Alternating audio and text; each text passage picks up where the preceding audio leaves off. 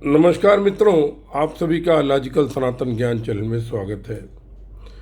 एक मित्र ने ऐसे ही चर्चा में प्रश्न किया कि कृष्ण जी राम जी के अवतार नहीं थे।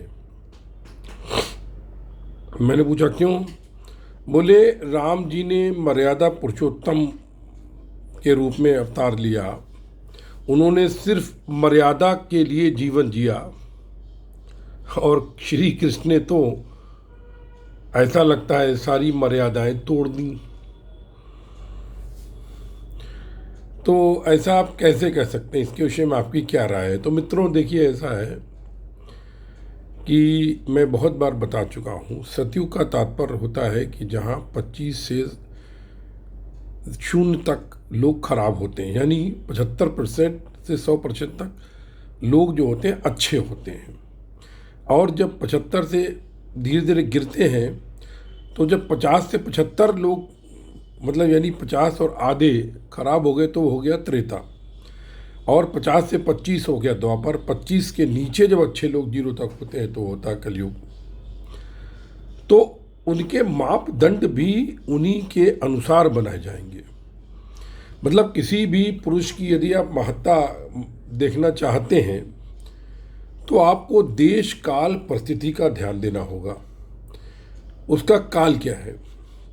ठीक है, जैसे कि आप अगर सतयुग की बात कर रहे हैं या त्रेता की बात कर रहे हैं जिसमें भगवान श्री राम हुए थे, उस टाइम पर भी जो दुर्जन लोग थे, जो पापी थे, वो भी मर्यादाओं का कहीं कहीं पालन करते थे। मतलब रात में युद्ध नहीं करेंगे और मतलब तमाम तरह की युद्ध की नीतियों का पालन करते थे और सावधान करके हमला करते थे। ठीक है, जैसे कि सतयुग में आप देख लीजिए अगर, तो राक्षसों के बेटे ध्रुव प्रहलाद जैसे महान पैदा हुए, है ना। और त्रेता में भी रावण भले ही कैसा था लेकिन विद्वान था, ज्ञान था, और काफ़ी उसने भी बहुत जगह पर मर्यादा तोड़ी लेकिन मर्यादा का पालन भी किया। और उसके वहाँ जैसे कि मंदोदरी जैसी समझदार, विभीषण जैसा भाई जो समझदार था, तमाम लोग जो थे वो मौजूद थे जो धार्मिक थे। और द्वापर में श्री कृष्ण जब पैदा हुए तो जब युद्ध हुआ था महाभारत का, तो उसके 35 साल बाद कलयुग चालू हो गया था। यानी 25% जब अच्छे लोग थे, 75% खराब लोग थे, बॉर्डर केस था, तभी द्वापर समाप्त होकर कलयुग आरंभ हो गया था। बॉर्डर केस था तो वहाँ पर जो राजा थे उनमें कोई अच्छे थे ही नहीं। जैसे कि जरासंध ले लो, दुर्योधन ले लो, और तमाम जो उनके साथ में लोग थे वो मर्यादाओं का पालन, जयद्रथ थे और थे, ये सब मर्यादाओं का पालन करते थे ही नहीं। तो उनको मर्यादाओं के द्वारा आप कैसे जीत सकते हैं, आप ये बताइए। अब आप पृथ्वीराज चौहान का उदाहरण देखिए। पृथ्वीराज चौहान ने कलयुग में सतयुग की वाणी लगाई है, मोहम्मद गौरी को, उसको जो है 17 बार माफ़ कर दिया। 18वीं बार वो हार गए, फिर उसने क्या हाल किया।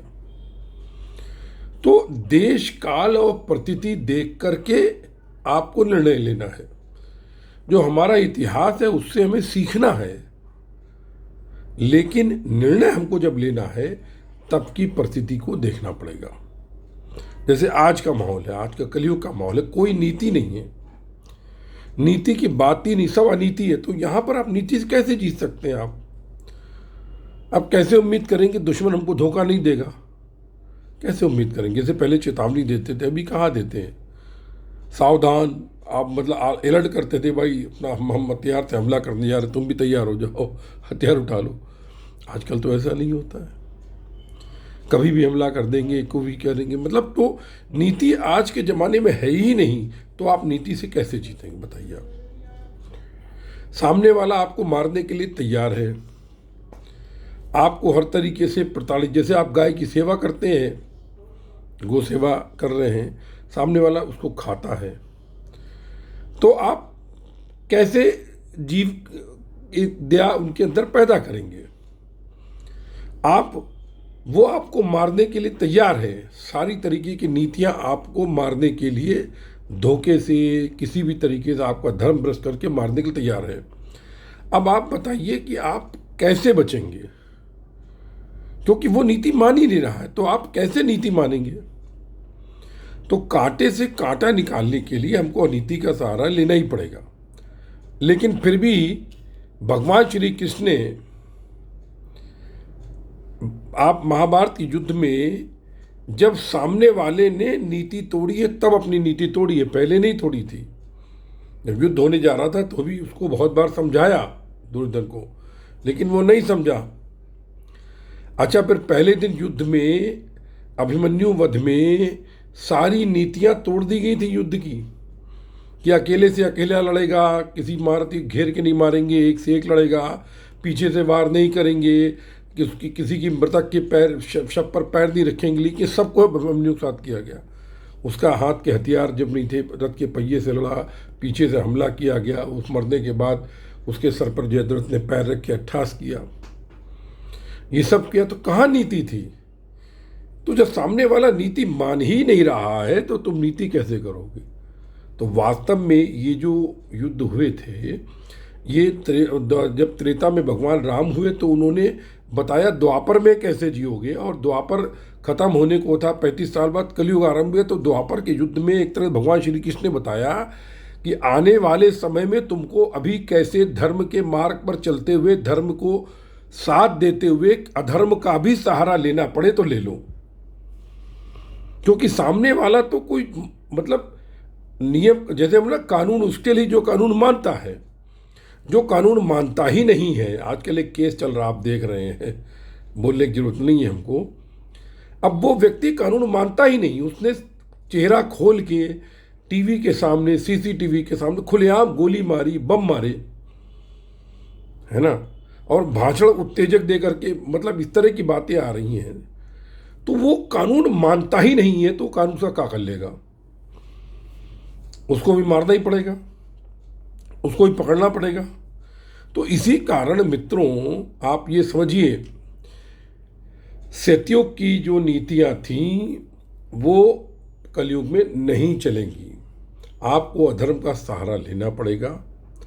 आपको युद्ध जीतना है, अगर आज के माहौल रहना है, तो अधर्मी को नष्ट करने के लिए, विधर्मी का समाप्त करने के लिए आपको अधर्म का भी सहारा लेना पड़ सकता है। और भगवान श्री कृष्ण के अनुसार वो पाप नहीं है। लेकिन आप निरर्थक किसी को ना सताएं, किसी के साथ निरर्थक विवाद ना करें। लेकिन यदि आपके साथ कोई कुछ करता है और वो अधर्मी है, तो उसके विनाश के लिए आप अपना धर्म त्याग कर अधर्म के सहारे से उस अधर्मी को मार सकते हैं। चलिए, इन्हीं शब्दों के साथ जय गुरुदेव, जय महाकाली, आप सभी के हृदय में उपस्थित परम ब्रह्म को नमस्कार करते हुए एक निवेदन करता हूँ, स्वस्थ रहें, मस्त रहें, अस्त व्यस्त ना रहें।